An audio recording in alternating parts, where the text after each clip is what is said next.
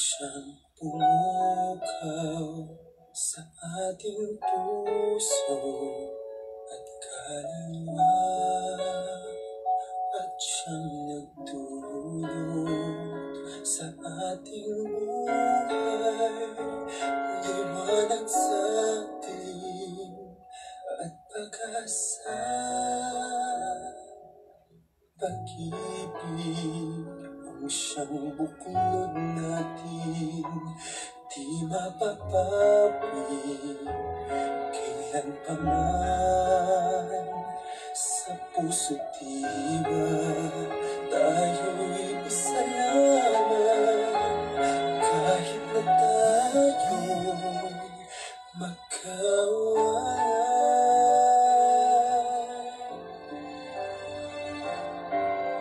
Pagkat ang Diyos natin, Diyos ng pag-ibig, magmahalan tayo't magtulungan. At kung tayo'y bigo, ay huwag limutin na may Diyos tayo't nagmamahal.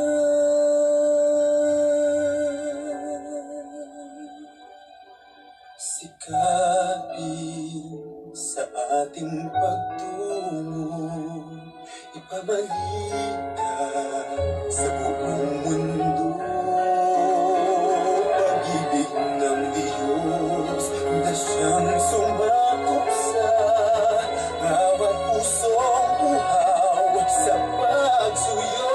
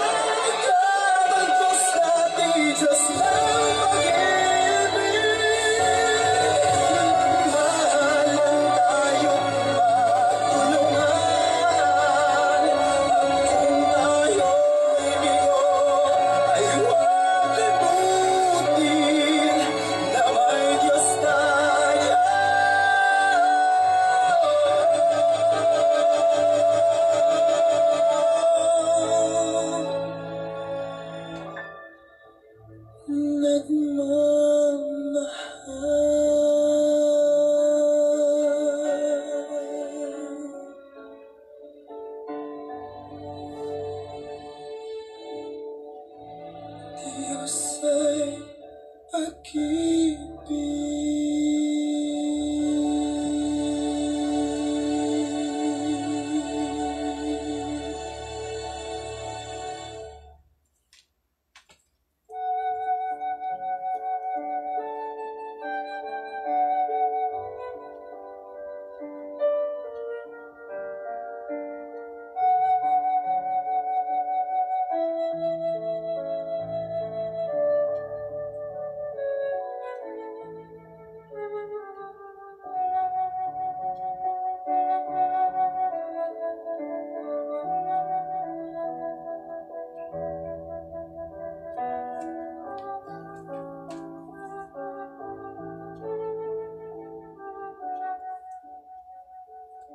Manalangin po tayo. Sa ngalan ng Ama at ng Anak ng Espiritu Santo. Amen. Purihin ka, Amang Diyos na makapangyarihan sa lahat. Maraming salamat po sa panibagong araw na ibinibigay mo. Every kissing is a blessing. Unang biyaya na natatanggap natin mula sa ating Amang nasa langit. Muli, sa ating pagkatulog na para tayong mga patay, hindi natin mahawakan ng ating free will, kahit ang panaginip natin hindi natin mapili. Ang katotohanan na tayo ginising ng Diyos sa panibagong araw, ibig sabihin, binibigyan niya pa tayong maging new creation, bagong nilalang. Sabi ng Panginoon sa kanyang paglikha, magkaroon ng liwanag. It was good, sabi niya. Ngayong umaga, nakakatanaw tayo ng pagsikat ng araw. At kailangan sabihin natin, it was good. Nagkakaroon ng pagre-recreate ang Panginoon. Hindi lang sa kanyang mga kalikasan, kundi higit sa lahat sa atin bilang nilikha niya. Para niya tayong kinikreate uli sa bagong umaga. Kaya sana, bigyan natin ng halagang kanyang mga salita, lalo na ngayong Sunday, ang araw para sa Panginoon. Humingi po tayo ng kapatawaran sa ating mga kasalanan. Lord, patawarin mo po ako sa mga nasabi na kilos na isip ko sa aking kapwa.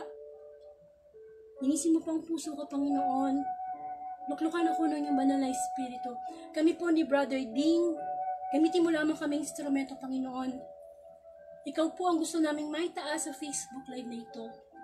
Ang iyong kabutihan, ang iyong kapangyarihan, ang iyong pagmamahal. Salamat, Panginoon, di kami karapat-dapat pero napakabuti mo. Inanyahan mo kami sa simpleng piging na ikaw ang naghanda ng lahat at tinatawagan mo kaming mga makasalanan upang makisalo sa iyong piging na kung saan ang iyong mga salita ang iyong inihain. Salamat, Panginoon, napakabuti mo. Kahit alam na namin ang spell, araw-araw ginagamit mo ang social media, kamukha ng Facebook Live, upang sa ganun mapaalalahanan mo kami. Para kaming mga bata na hinahagod mo ang aming likod at sinasabing, kaya mo yan, nandito ako, hindi kita iwanan. Kapatid, sa oras na ito, walang matalino, walang mangmang, walang mayaman, walang mahirap, walang matanda, walang bata. Pare-pareho po tayo na masasabi kong may kababaang loob na makinig sa mabuting balita. Sapagkat ito po ay galing sa ating Amang mapagmahal. Lord, batid mo ang mga nasa puso namin, batid mo yung mga pagsubok, hirap ng kalooban, mga negative thoughts. In Jesus' name, kinakasout ko. At alam ko, live na live ang banal na Espiritu ngayon sa oras na ito. Sapagkat sinabi mo, 2 o 3 nagkakatipon sa iyong pangalan, sigurado naroon ka. Salamat, Panginoon. Salamat sapagkat pinili mo kaming mga makasalanan. Itong kami nagbalik loob sa iyo, ikaw ang maitaas namin. At sa mga makakarinig ng gospel na ito, hipuin kayo ng Panginoon. Hipuin ang iyong mga puso na makapagnilay, lalo na ngayong panahon ng pandemic. Sapagkat ang Sunday Gospel, tiyak, may mensahe ang Diyos sa bawat isa. Salamat, Panginoon. Maraming salamat. Patuloy kang kumilos sa mga darating pang minuto. Ikaw ang manguna, tago mo lamang kami sa iyong liwanag.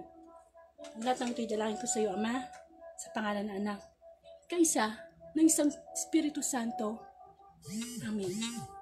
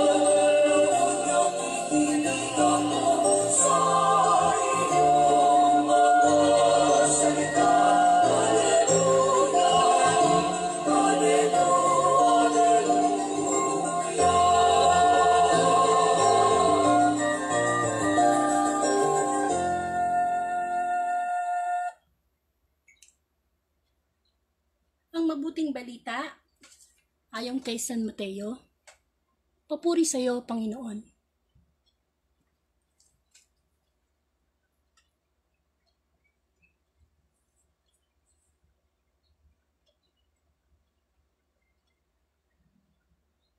Mateo, 22 na kabanata, at nagpuno ng mga panauhin ng kasalan, datapwat sialis ang mga Pariseo at nagsanggunian sila kung paano kayang mahuhuli nila siya sa kanyang pananalita. At sinugo nila sa kanya ang kanilang mga alagad, nakasama ng mga Herodiano na nagsisipagsabi, Guro, nalalaman naming ikaw ay totoo at itinuturo mong may katotohanan ang daan ng Diyos at hindi ka nanginimi kanino man sapagat hindi ka nagtatanggi ng tao. Sabi mo nga sa amin, ano sa akala mo? Matuwid ba kang bumuwis kay Cesar o hindi? Datapwat napagkilala ni Jesus ang kanilang kasamaan at sinabi sa kanila, bakit ninyo ako tinutukso? Kayong mga mapagpaimbabaw? Ipakita niyo sa akin ang salaping pambuwis. At dinala nila sa kanya ang 1 denaryo at sinabi niya sa kanila, kanino ang larawang ito at ang nasusulat? Sinabi nila sa kanya, kay Cesar. Na magkagayoy, sinabi niya sa kanila, kaya't ibigay ninyo kay Cesar ang sa kay Cesar at sa Diyos ang sa Diyos. Ang mabuting balita ng Panginoon. Pinupuri ka namin, Panginoong Hesukristo. So welcome po sa The Word of God, Daily Gospel, na kung saan masasabi natin na ang gawain ito na online ay para sa Panginoon. Kasi alam naman po natin na nag-boom yung online, no? Work from home, online schooling. So magpapahuli ba ang Panginoon? Kaya naka-online tayo ngayon. Napakabuti ng Diyos dahil pinadali na niya ang pagpapalaganap ng mabuting balita. Lahat ng tao may cellphone, no? Mapabata, mapamatanda. So bakit din natin i-bless yung ating mga cellphone na gamitin sa pakikinig ng mabuting balita? Ang Diyos naman ay binibigyan tayo ng 24 hours. Ano ba naman yung ilang minuto na makarinig tayo ng mabuting balita sapagkat tayo na may hindi lang naman katawang lupa.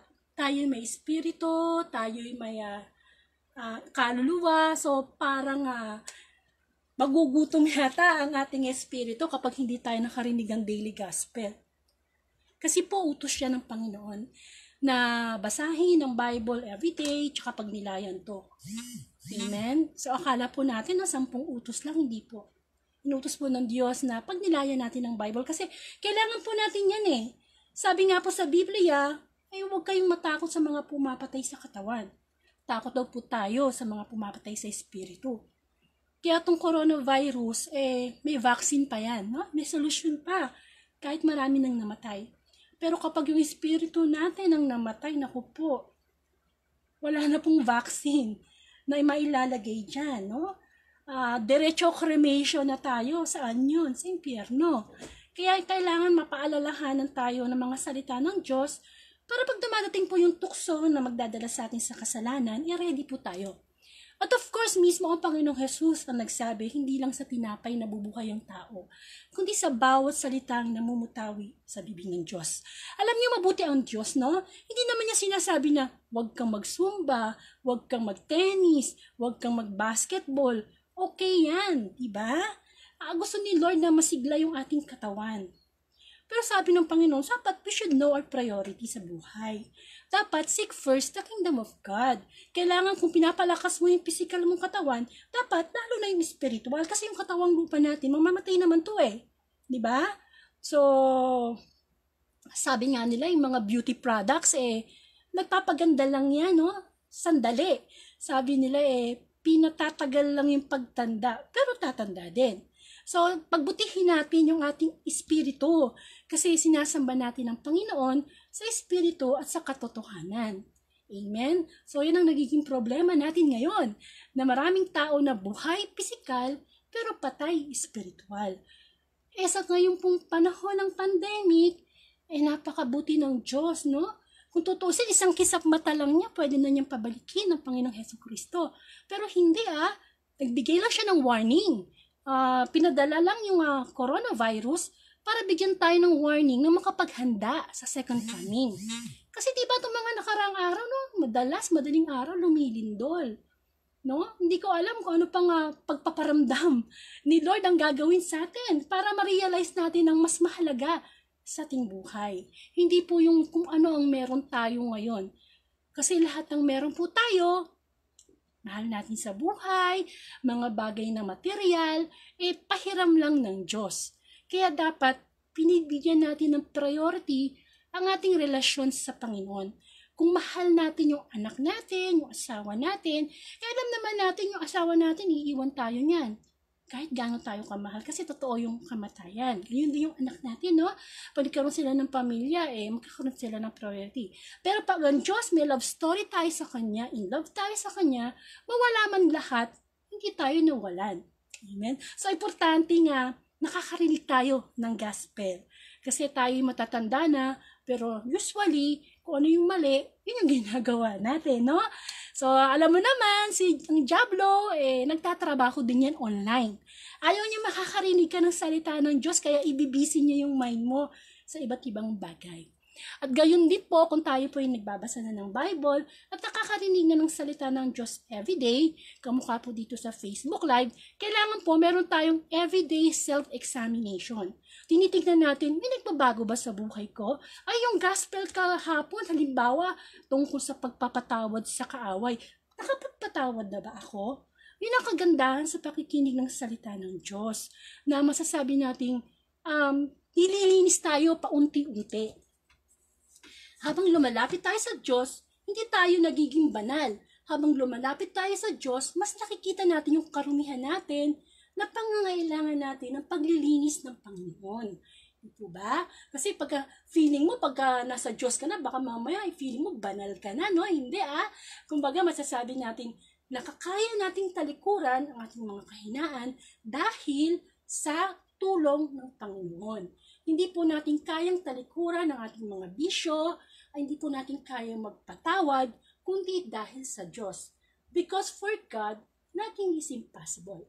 Tsaka for God, we can do all things through Christ who strengthens us. Kaya napakahalaga sa pandemic ngayon, naka-stay at home tayo, meron tayong more time kay God. Kasi biro mo, tingnan mo in a positive way ang pandemic. Nung wala pang pandemic, very busy ang mga tao, no? Walang time kay Lord. So ngayong nagka-pandemic, nagkaroon tayo ng stay at home, dapat may sunod na tayong time magbasa ng Bible, makinig ng gospel, di po ba maging close tayo kay God.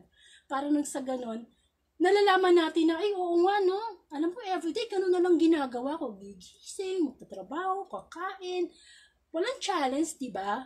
Pero hindi natin naiisip na kaya natin nagagawa ang lahat ng bagay, ang bawat paghinga natin, pagtibok ng ating puso, yan ay dahil sa kagandahang loob ng Diyos.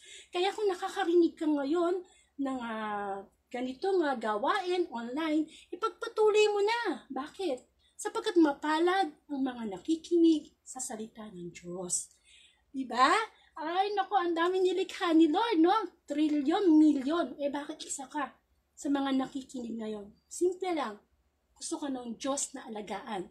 Sapagkat ang mga tupang naliligaw, isa lang ang mawala. Hinahanap ng Diyos. At mas palad ka sapagkat isa ka sa mga nahanap ng Panginoon. Okay?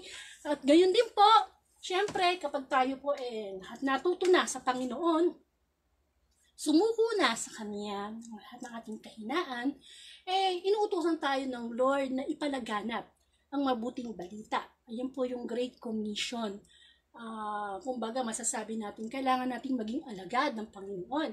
Hindi naman po kinakailangan maging pari kayo, madre, preacher, hindi. Kaya simple lang kayong may bahay, mapapalaganap natin ang mabuting balita sa paanong paraan. Itong Sunday Gospel, i-share mo sa timeline mo. Di na palaganap mo na yung mabuting balita, diba? Pindot-pindot lang.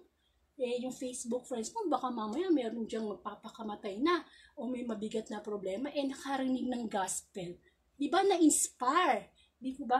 Alam niyo, nakakalungkot isipin, may kakilala ko, 15 years old lang siya na binatilyo, nagpakamatay siya. Kasi mayaman siya, nasa kanya na lahat, bibigay lahat sa kanya. Pero nagpakamatay pa rin siya. Bakit? Sapagkat hindi siya nakakarinig ng salita ng Diyos. Kaya napakahalaga na i-share po natin sa timeline natin ang mabuting balita. Kasi yun po ang makakapag-lift ng spirit natin. Alam niyo ko po, pag ang spirit natin mataas, kahit pagod ang physical na katawan natin, sabi nga fighting spirit. Amen? So, ngayon po, pagnidilayan po natin ang Sunday Gospel. At ito po ay magmumula sa Mateo chapter 22 verses 15 to 21. Ngayon po ay Sunday Gospel, October 18, 2020. At tungkol po to sa ang pagbabayad ng buwis. Sa akin po ang reflection ko dyan, nilagyan ko ng ang para sa Diyos. Kasama ko po dito sa reflection ko ngayon si Brother Ding Alban. Siya po isang matagal ng preacher. At sa iba't ibang community po siya nag-join o nakapagsalita na. Member din po siya ng CALP or Catholic Lay Preachers of the Philippines. At marami po tayong matututunan sa kanya. When it comes sa tawag dito, pagninilay ng salita ng Panginoon. So, ito po, kinukontak ko na po siya. Alam niyo naman umuulan. Minsan yung signal mahina. Pero ayan, nagre-ring na siya. Hintayin na lang natin siyang sumagot. So, habang hindi pa siya sumasagot, tutuloy ako ng sinasabi ko. So, ang pagbabayad sa buwis. Masasabi natin na paano nga ba ipapaliwanag ng Panginoong Jesus tungkol sa pagbabayad sa buwis, no? Kasi alam niyo naman, itong mga Pariseo, talagang lagi siyang hinahanapan ng butas. So, sa mga ka-brother ko na nakikinig, kung pwede po i-text nyo o i-chat nyo si Brother Ding na tinatawagan ko na siya kasi hindi siya sumasagot. Baka nagkaka-problema sa signal. Hindi ko na po siya matawagan kasi naka-Facebook live na ako at dalawang cellphone lang ginagamit. Ayan nga, nag-on na. Sandali lang po. Hello? Wait po, isang mabiyayang umaga po. Ating lahat. So, naririnig niyo po ko? Opo. Malinaw naman po yung signal. Kasi umuulan, alam niyo naman pag umuulan, minsan mahina ang signal. Okay lang po. O kaya pagka... Maliwanag po. Maliwanag po. O, sabi ko nga po, salamat sa Panginoon. First time ko po makakasama si Brother Ding. At alam ko po marami po tayong matututunan sa kanya when it comes to pagninilay ng salita ng Panginoon. Lalo na po tungkol dito sa pagbabayad ng buwis. So, ito na po siya. Ibibigay ko na sa kanya yung camera para mapagnilayan po natin yung salita ng Panginoon. Sige, brother, eto na po. Naka-live na po kayo. Pwede na po kayo magsalita. Okay. Isang mabiyayang Sunday morning po sa ating lahat at nawa ay hindi natin makalimutan ngayon ang araw ng pagsamba natin sa Panginoon. Nako. At pagkatapos nga nito, tatakbo ako sa chapel namin kasi ang sojo misa namin. Okay, but then, gusto ko pong i-share sa inyo, mga kapatid, ang pinagnilayan ko at udyok sa akin ng Espiritu Santo at pinaniniwala akong gusto ni Lord na i-share ko sa inyo. Sabi doon sa Bible na ating binasa, sa Gospel na ating binasa, ay give to God what is due to God. Gusto ko po dito lang mag-concentrate sa give to God what is due to God. Okay, ibigay na naman natin sa Panginoon ang para sa Panginoon. Alam nyo, nakakapatid ko sa Panginoon, maraming bagay na busy-busy tayo dito sa mundong ito para i-share sa mundong ito.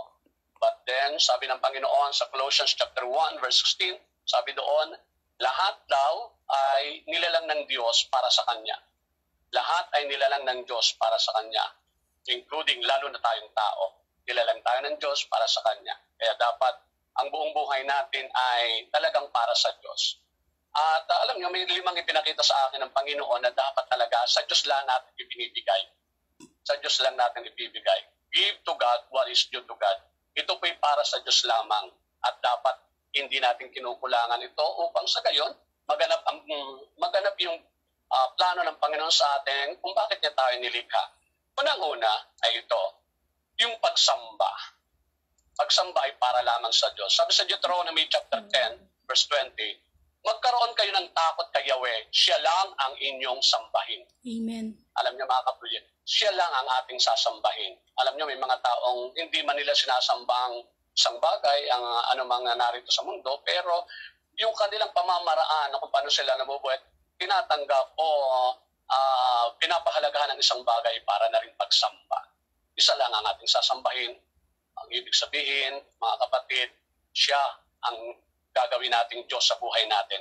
Kasi, mga kapatid, sa totoo lang, kapag naniniwala kung may Diyos at hindi natin sinasamba ang Diyos, hindi po totoong Diyos ang turing natin sa Kanya, sapagkat basta tinanggap natin siya bilang Diyos sa buhay natin, si Jesus, ang Ama, ang Espiritu Santo, ang kasunod po na yan, ang tunay na patotoo na siya ay Diyos sa buhay natin ay ang ating pagsamba, sapagkat ang Diyos ay sinasamba at walang ibang dapat sambahin kundi ang Diyos. Amen. Sabi sa Exodus chapter 34, verse 14, huwag kayong sasamba sa ibang Diyos, sapagkat akong si Yahweh ay mapanibughuin Diyos. O si Lord lang. At saka sa Matthew chapter 4, verse 4, sabi doon, ang Panginoon mong Diyos, ito sinabi niya kay Satanas, tinukso siya, sabi doon, ang Panginoon mong Diyos ang dapat mong sambahin at siya lamang ang dapat mong paglingkuran. Amen. So, kapatid, maliwanag na ang pagsamba is due to God. Ito ay para sa Diyos. Kaya huwag nating ibibigay sa kanino pa man o sa ano pa man, but po sa Diyos lamang. Pangalawang dapat nating ibigay due to God para sa Diyos lamang ay yung papuri, parangal at pagdakila. Mga kapatid, okay. Sabi ng Panginoon to, Isaiah chapter 42, verse 8, ako si Yahweh, yan ang aking pangalan, walang makakaangkin ng aking karangalan. Ang papuri sa akin lamang. Mga kapatid, madalas na tayo natutokso na ang papurihan natin ang ating sarili. Madalas na natutokso na gusto natin ipagmalaki ang ating mga gawa. Mga kapatid, sapagkat yan ay itinanim sa atin itong si Satanas na ito, na noon ay umaawit siya sa Panginoon, dati siyang anghel, at ang lahat ng papuri ay iniaalay niya sa Diyos. Pero, ang kapatid, naging palalo siya, at ang yung kapurihan ay inangkin ng Diablo. At ito, pinauunawa uli sa atin ng Sunday Gospel nito na give to God what is due to God. Ang papuri, parangal at pagdakila ay para sa Diyos lamang. Sabi sa Revelation chapter 7, verse 12, sa ating Diyos ang papuri, kaluwalhatian, karunungan, pasasalamat, karangalan, kapangyarihan, at kalakasan magpakailanman. Forever po yan. Kaya ni isang saglit, hindi natin dapat ibigay kung kani-kanino ang ating parangal, papuri, pagdakila. Tanging sa Diyos lamang. Bakit? Wala kahit pang tao magnais.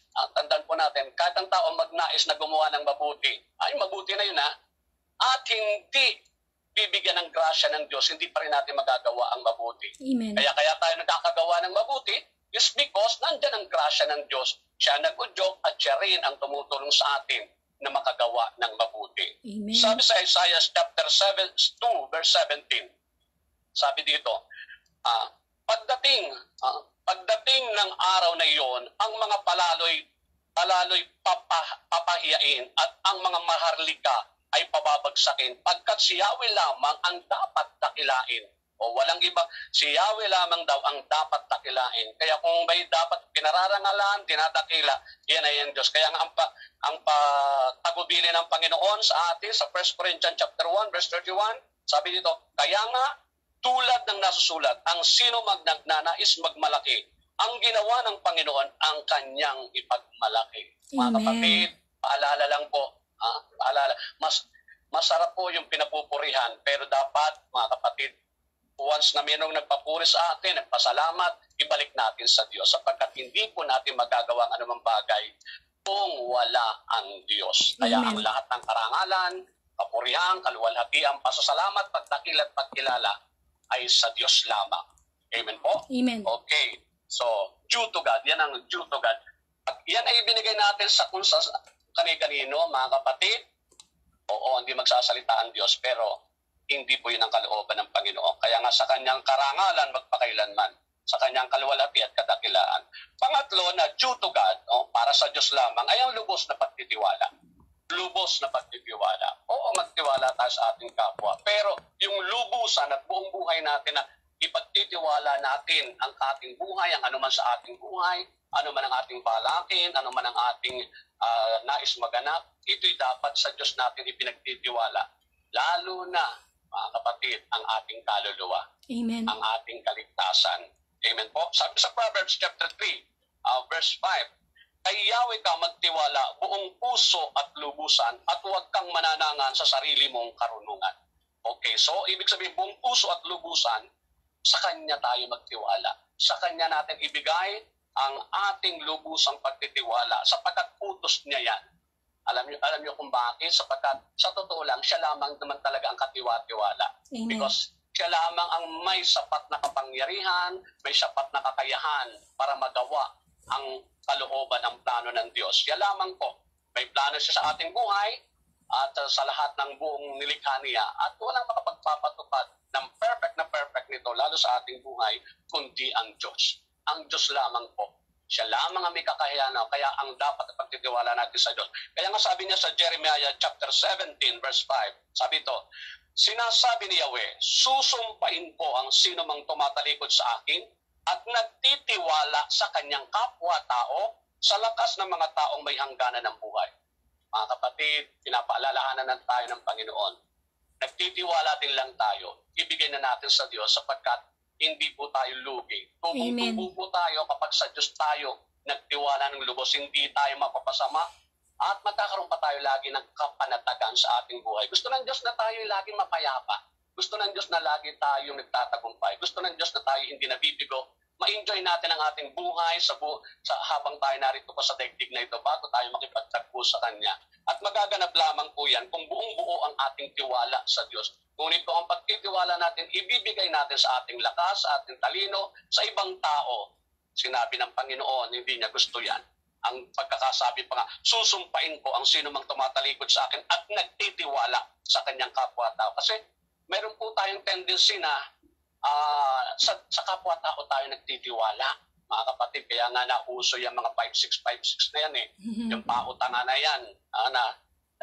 Kaya yan nauso talagang sinuportahan ng Diablo na para sa gayon hindi ka na sa Diyos magtitiwala. Doon ka na lang sa iyong permihang utangan.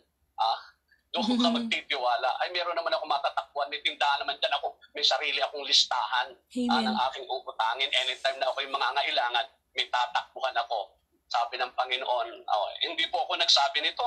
Sinabi ni Yahweh, susumpain ko ang sino mang nagtitiwala sa kanyang kapwa sa lakas ng mga taong may hangganan ng buhay. Amen. Amen? Okay. Hindi po sabi niya, mga kapatid, si Lord na nagsabi po niya, basahin niyo po, Jeremiah chapter 17 verse 5. Ang isa pang gusto ng Diyos na sa buo, sa Kanya para ialay, sa Kanya ihandog, sa Kanya ibigay, mga kapatid, due to God ay ito, yung buong puso nating pagsunod. Oo, sumusunod tayo sa magulang, sumusunod tayo sa mga batas, sa pamahalaan, sa ating patakaran diyan sa kung saan man samahan.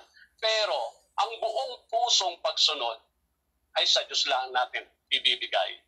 Bakit? Sapagkat kung tandaan po natin, kung sino ang ating sinusunod, yun po ang ating Panginoon. Amen. Kung sino po ang ating sinusunod, yun po ang ating Panginoon. Kung kanino natin ibinibigay ang buong puso natin pagsunod, yun po ang ating pinapanginoon. Kaya nga sabi sa Luke chapter 6 verse 46, bakit ninyo ako tinatawag na Panginoon, Panginoon? Gayong hindi naman ninyo tinutupad ang sinasabi ko. Meaning to say, mga kapatid,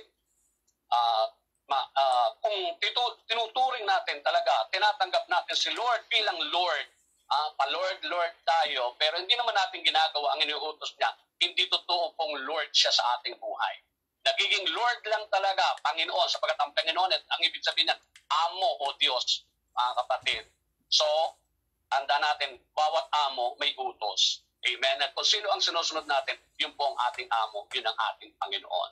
Nawa, klaro po sa atin yan. At panghuli, eto po mga kapatid na, panglima na dapat nating ibigay sa Diyos sapagkat para sa Diyos ito ay ang pag-ibig na 100%. Amen. Pag-ibig na 100%.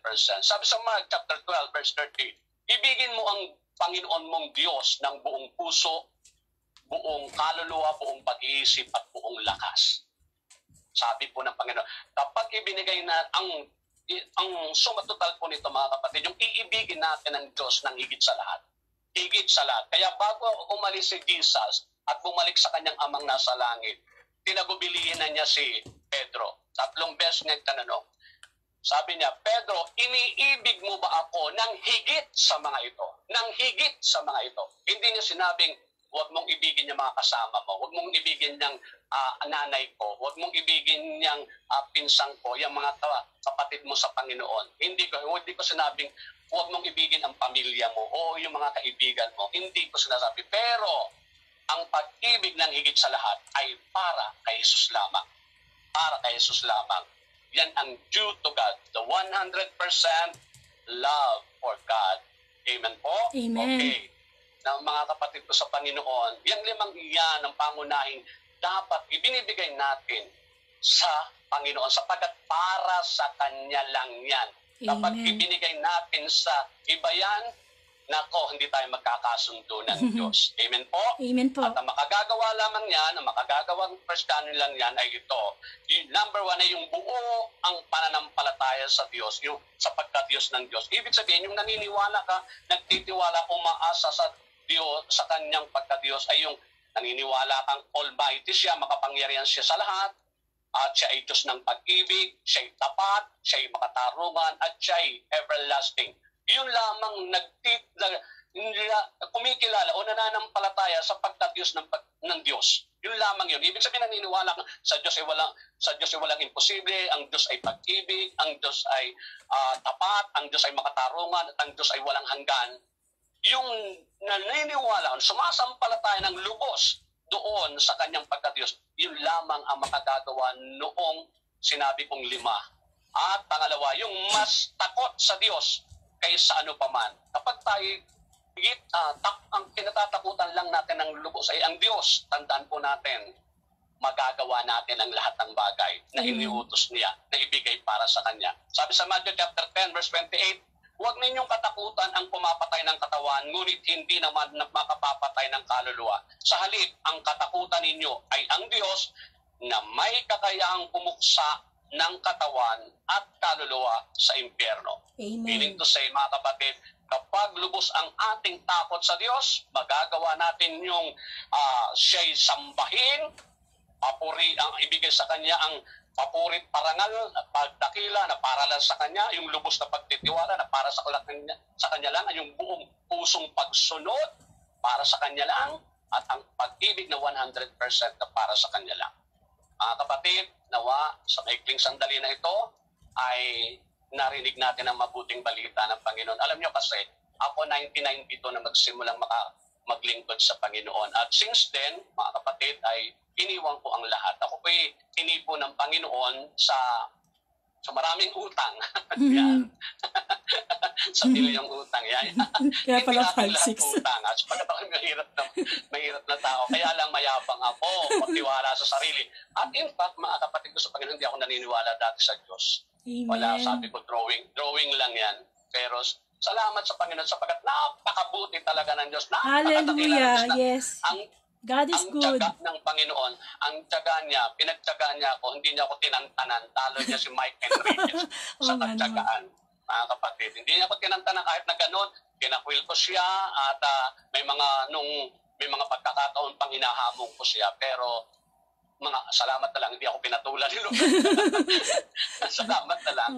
At mga kapatid, sa halip na ako'y parusahan, tingnan niyo naman, ginawa pa akong lingkod. Since 1992 po, nag-full-time na ako sa Panginoon at iniwan ko ang lahat ng negosyo ko, yung aking pinagkahanap buhayan at ang mga pangarap ko sa buhay. At pinaubahayan na lang aking buhay sa Panginoon. Hindi po ako nagsisisi sapagkat hanggang sa ngayon, nararanasan ko ang katapatan ng Diyos. Hallelujah. Nararanasan ko at hindi ako hanggang sa uling sandali ng aking buhay. I wish wala akong pinaglilingkuran kundi ang Diyos. Sa tulong niya, sa biyaya niya, alam ko, hanggang sa uling antungan, magaganap ang aking hinihiling sa Kanya. Wala akong sasambahin, wala akong iibigin ng higit sa lahat, kundi siya. Hallelujah. Wala akong paglilingkuran ng higit sa lahat, kundi siya. Maraming pong salamat mga kapatid, and God bless us all.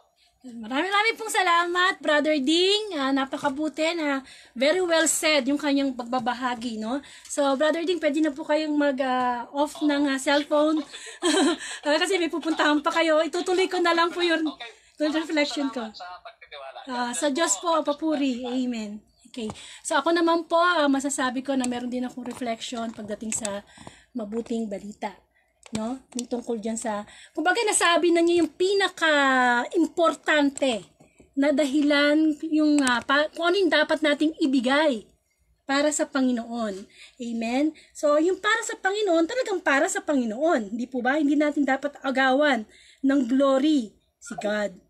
Amen? So, ako naman po, ang may babahagi ko dyan is, una sa lahat, tama nga na, minsan naririnig natin yung separation of church at saka ng, di ba, ng government, no?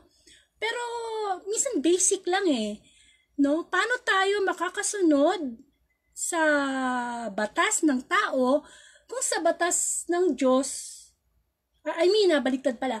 Paano tayo makakasunod sa batas ng Diyos kung sa batas ng tao hindi tayo sumusunod? Ano po ibig ko sabihin doon? Minsan, di ba, nakalagay bawal magtapon ng basura, bawal umihi dyan, bawal tumawid dyan. Alam natin, kung ano yung bawal, yun yung masarap, at yun ang ginagawa ng tao. Kaya nga kung gusto mo makakita ng maraming basura sa Pilipinas, maghanap ka ng nakapaskel na bawal magtapon ng basura. Di po ba? Ganun tayo. So, sumusunod lang tayo sa batas kapag merong nagbabantay. Pero pag walang nagbabantay, hindi po tayo sumusunod. So, ano ibig sabihin doon? Kailangan pa bang may magbantay para sumunod? Pero kung tayo, yung sa basic pa lang, halimbawa, naglalakad ka, kumakain ka ng candy. Yung balat ng candy, alam naman natin plastic yun, hindi agad nabubulok yun, no? Dapat yung pa lang, sa maliit pa lang, sumusunod na tayo, no? Hindi natin tinatapon kung saan-saan. Kundi tinatabi natin sa bulsa natin, tapos itapon natin sa tamang tapunan. Kasi alam nyo, kung sa maliit pa lang na bagay, di na tayo napapagkakatiwalaan. Paano pa tayo pagkakatiwalaan sa malaki? Kaya tignan mo ang Pilipinas, diba? Ang daming baha. At saan nanggaling yan? Sa ating mga tao. Nagpabaya tayo. Alam niyo yung mga maliliit na plastic na candy, kapag yung pinag-ipon-ipon, sabi nga, saan ba nagsisimula ang malaki? Sa maliit. Kaya nga napakabuti na Panginoon na pinapaalala niya sa atin na kailangan muna nating i-improve yung ating relasyon sa Panginoon. Kasi kapag tayo sumusunod sa Panginoon, natural, susunod tayo sa utos ng gobyerno. Amen? Lalo na ngayong pandemic. Diba, laging sinasabi, protocol, magsuot ng mask, face shield, social distancing, alcohol. Hindi ba? Pero marami pa rin tao na hindi sinusunod yun. Bakit? Kasi nga, ang nangyayari ngayon sa mundo is yung human will kesa God's will. Gusto ko to Di po ba?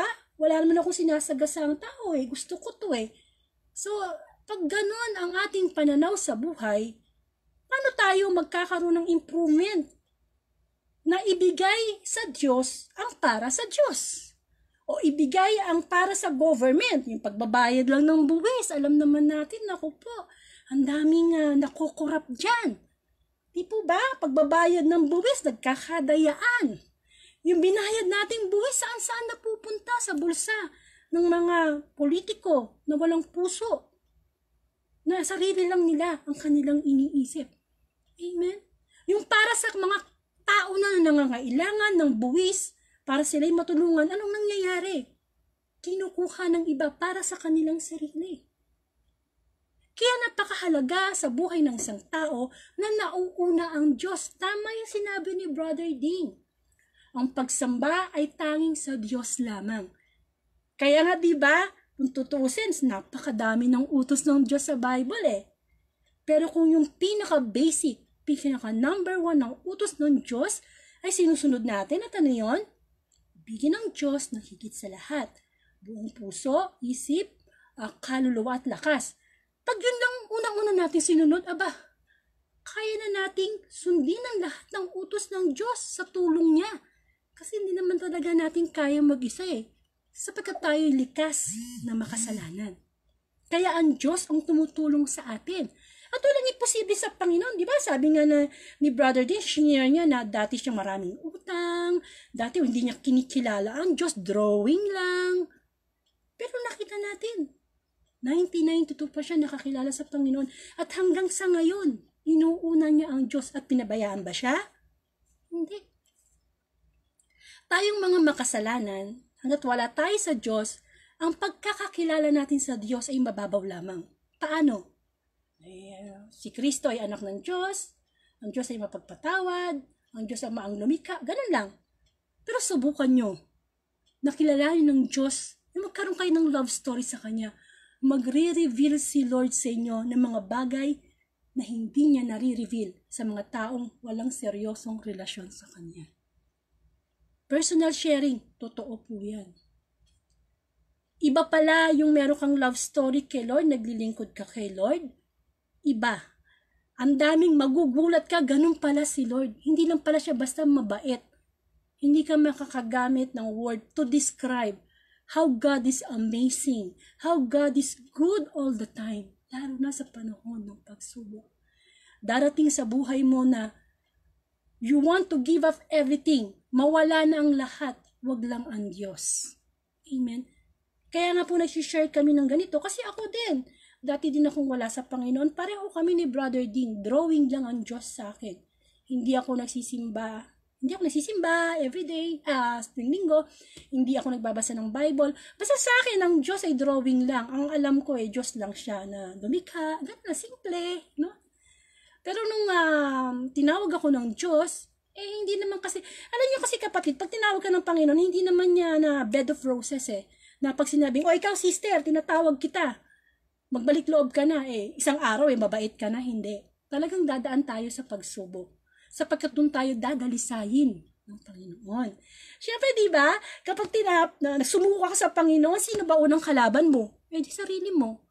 Biro mo, i-give up mo yung pagsisigarilyo mo, i-give up mo yung bababae mo, pagsusugal mo. Di ba kalaban natin sarili natin?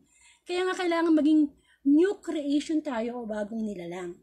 Amen. So, yung pagbabayad naman, yung para sa Diyos naman, masasabi natin na, yun nga, nabanggitan ni Brother Ding yung mahahalaga, no? At nagkaroon siya ng support sa mga sinabi niya sa 14th verse. Sa akin naman, magdadagdag na lang ako ng mga basic na para sa akin naranasan ko. Una sa lahat, ito ang katanungan ng Panginoon sa gospel natin ngayon, na pwede nyo pong isama sa pagninilay nyo, no? Parang self-examination. Ito po yun. Okay? Ayan. Question for today's gospel. Ano pa ba ang mga bagay na hindi mo pa rin maibigay para sa Diyos? Kamukha ng iyong oras. Amen? So, paano sasambihin ng Diyos na higit sa lahat? Kung sa oras maramot ka sa Panginoon. Alam nyo, ang pakikinig ng gospel ay dapat araw-araw. Amen? Hindi naman naghahanap si Lord ng quantity kundi quality of time. Wala nang pinakamasarap ka-chat, kundi ang Panginoon.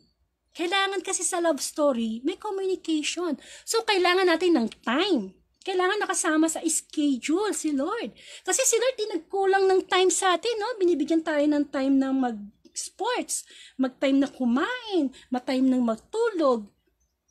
Bakit pagdating sa Kanya, wala tayong time? Amen? Time is gold. So, spend natin yan kay Lord. At pangalawa, ang para sa Diyos ay paglilingkod. Ayun nga sabi ko, no? Sabi sa Bible, ano man ang inyong ginagawa, gawin niyo ng magaan sa inyong kalooban, na waring hindi kayo sa Diyos hindi kayo sa tao naglilingkod, kundi sa Diyos. Ang paglilingkod sa Panginoon, hindi kinakailangan maging preacher ka, pari ka, madre, hindi.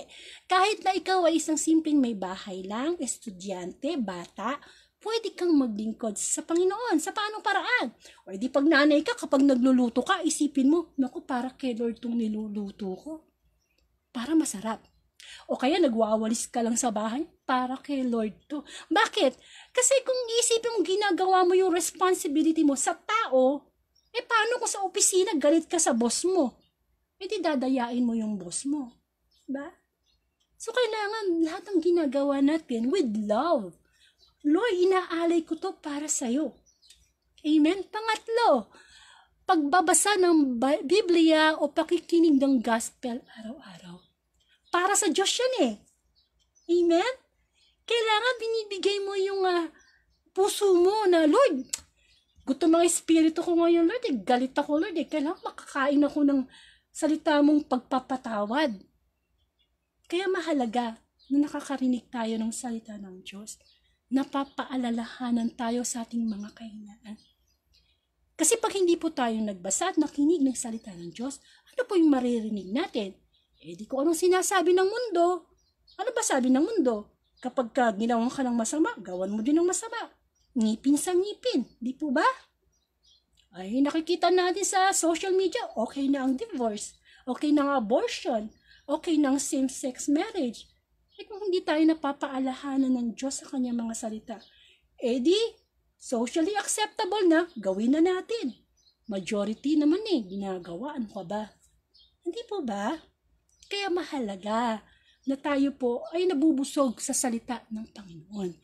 Susunod po, ang para sa Panginoon ay pagtulong sa kapwa. So ano ibig sabihin doon sa pagtulong sa kapwa? Yan, namatay yung screen ko. So yung pagtulong po sa kapwa, masasabi po natin para sa Diyos yan. Tinuturuan po tayo ng Panginoon na tumulong sa ating kapwa. Pero marami pong tao na nakakalungkot na sa panahon nito, ayaw po nilang tumulong sa kapwa. Samantalang yung itutulong naman natin sa kapwa, galing sa Diyos. Halimbawa, mayaman ka na, mapera ka. Aba, magpasalamat ka sa Diyos, na bless ka ng maraming pera, binibigyan kanya ng pagkakataon para tumulong. Kasi alam niyo po, tayo messenger lamang. Yung mga itinutulong po natin sa ating kapwa, halimbawa, nagpapautang ka, halimbawa, tumulong ka doon sa kaibigan mong may sakit, o kaya hindi lang naman sa pera ang pagtulong, di ba? Ang pagtulong ay pwede sa time, skills, talent, na pwede mo ibigay sa kapwa mo. Pero minsan yun lang pinagkakaitan na natin Amen? Para sa Diyos yun Kasi di ba sabi ng Panginoon, ano man ang ginawa mo sa maliit mong kapatid, ginawa mo sa akin. Kaya kung galit ka sa asawa mo, galit ka sa Diyos. Hindi po ba? Pero pagka nagpatawad ka ng asawa mong nagkasala, ginawa mo yun sa Diyos.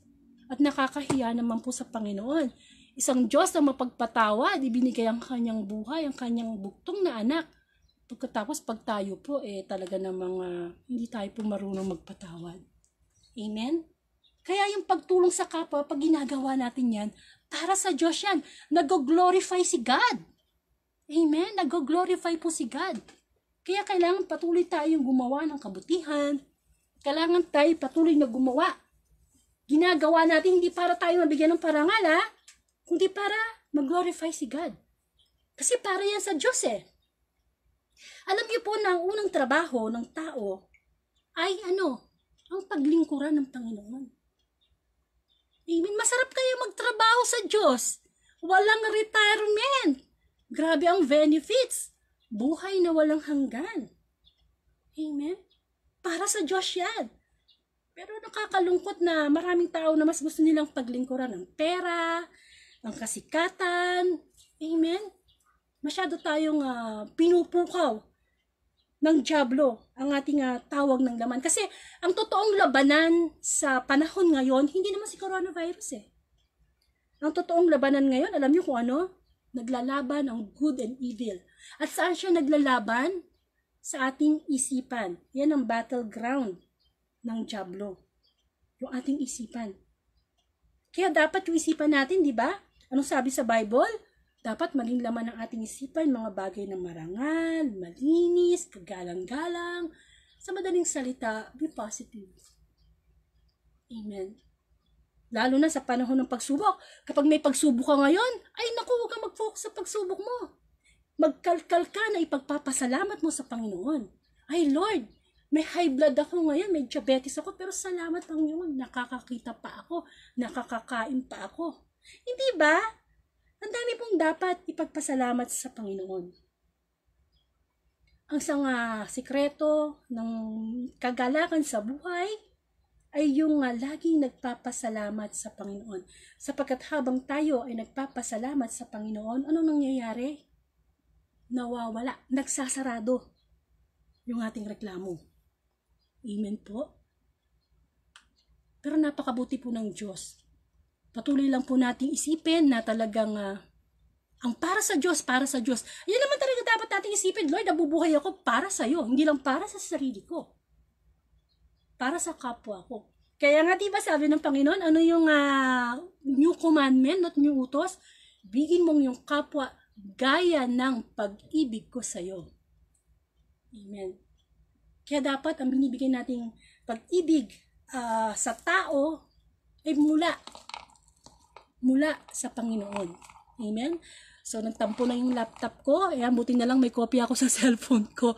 So, susunod ay ang para sa Diyos ay pagsunod sa mga utos ng Diyos at pamahalaan.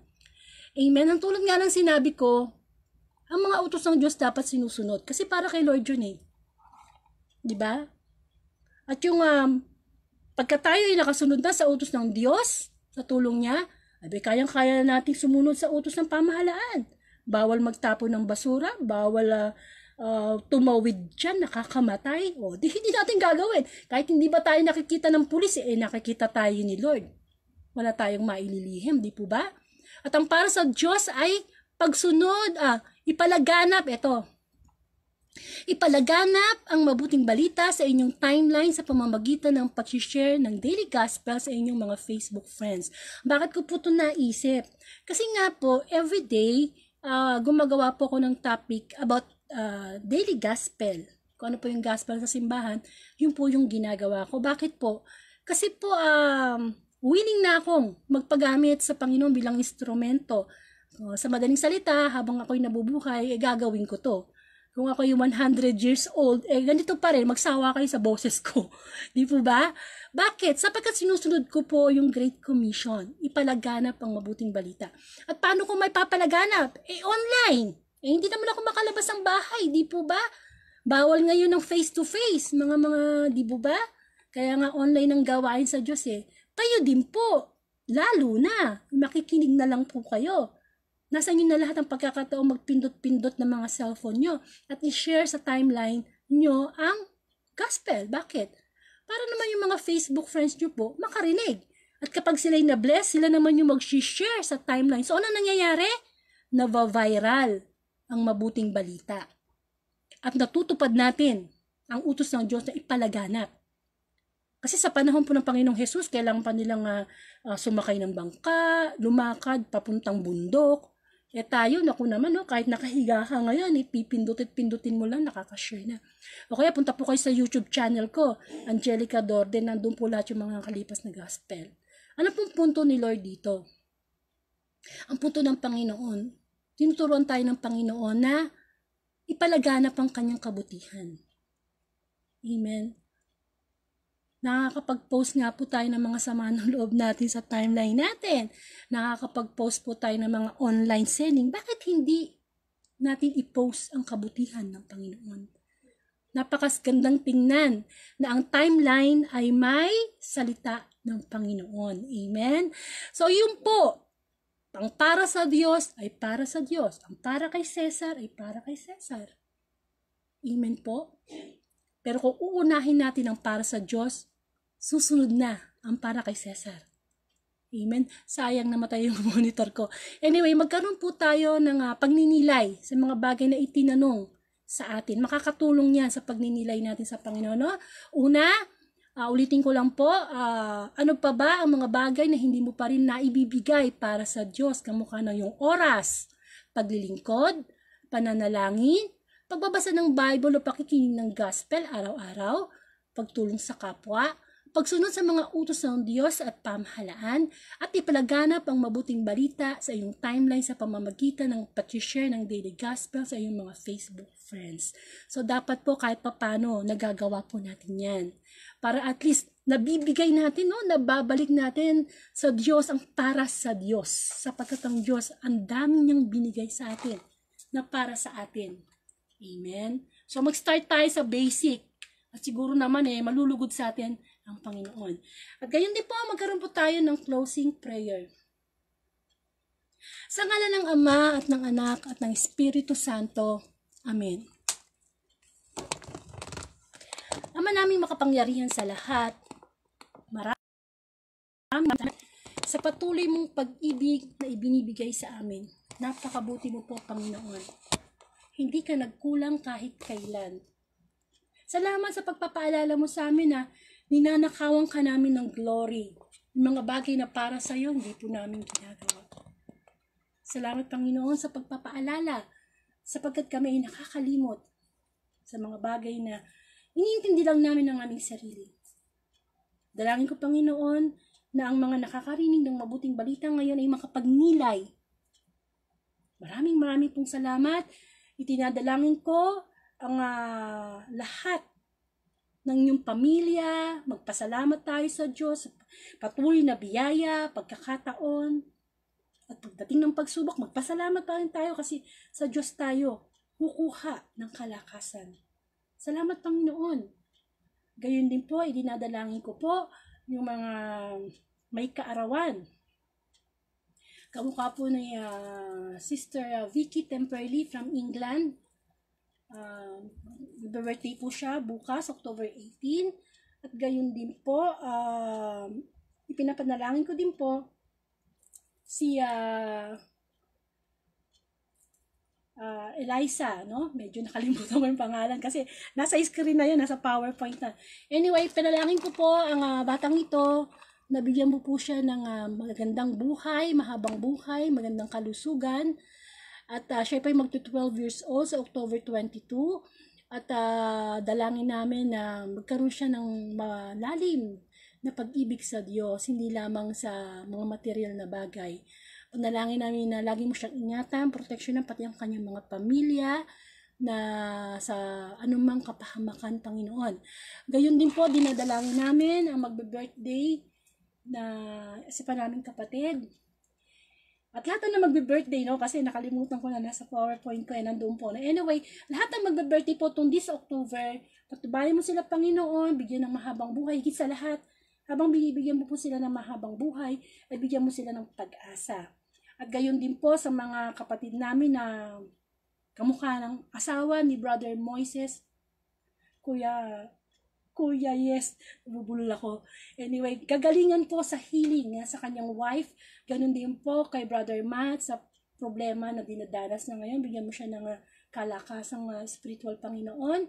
Gayon din po kay Brother Jemar, bigyan mo siya ng mahabang buhay at magandang kalusugan, pati ang kanyang mga pamilya. Gayon din po, prayer request din po sa mga kapatid namin na napaghihinaan ng kalooban. At gayon din po ang dalangin namin, rest in peace kay Father Sunny Ramirez, kay JM Nepomuceno, kay Brother Lawrence Bongcrosas, at sa lahat po ng mga namatay namin sa buhay. Lord, magkaroon sila ng kapayapaan sa piling mo. Inahabilin namin sa iyo ang kanilang kaluluwa. At kaming mga buhay pa, ipaalala mo sa amin na meron pa kaming pagkakataon para magbalik loob sa iyo, Panginoon. Tayo po'y manalangin. Ama namin, sumasalangit ka. Sambahin ang ngalan mo, mapasa amin ang kaharian mo, sundin ang loob mo dito sa lupa para na sa langit. Bigyan mo kami ng aming kakanin sa araw-araw at patawarin mo kami sa aming mga sala para ng pagpapatawad namin sa nagkakasala sa amin. Huwag mo po kaming pahintulan sa tukso, ihadya mo po kami sa lahat ng masasama. Amen. Sa ngalan ng Ama at Anak at Espiritu Santo. Amen. So maraming pong salamat, konting announcement. So pakishare na lang po muli para sa Diyos ang Sunday Gospel sa inyong timeline para yung mga Facebook friends nyo po ay makarinig din ng Sunday Gospel. Lalo na ngayon talagang limited lang ang nakakapasok sa simbahan. At gayon din po, kung kayo po ay may mga prayer request, Thanksgiving, i-private message nyo po ako, birthday yan, anniversary, o kaya may mga prayer request kayo sa may mga sakit, o kayo yung may sakit, o kaya yung mga namatay nyo, isasama po natin yan sa daily closing prayer natin. Kasi mabisa din po ang pananalangin ng marami. At gayon din po, kung ibibigay ni Lord ang October, 19, Monday Gospel, muli sama-sama po tayong magnilay ng salita ng Panginoon at pagkain po ng ating espiritu ito. Maraming salamat sa Panginoon. Napakabuti niya, no? Medyo humaba lang ako kasi nag-delay sa signal. Ganyan talaga sa Facebook Live, no? Talagang live pati yung mga ganyang mga namamatay-matay. Pero hindi tayo pababayaan ng Diyos na hindi ang jablo na talunan, no? Patuloy tayo magpapahayag ng salita ng Panginoon. Purihin natin ang Panginoon. Atin siyang pasalamatan sapagkat siya'y banal.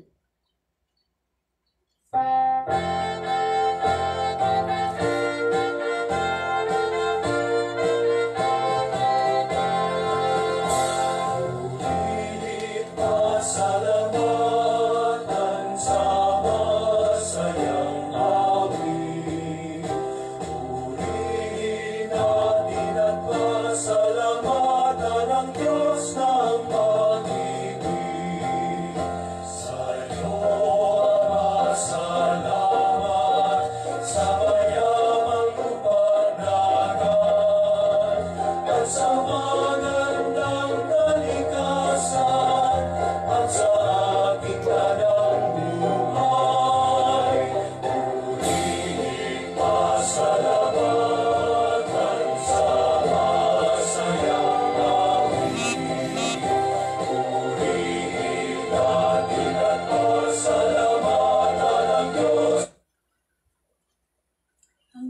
Ayan, sabi ko lang nga ba eh. Anyway, maraming salamat Panginoon at napakabuti mo sapagkat ikaw ang patuloy na nagbibigay.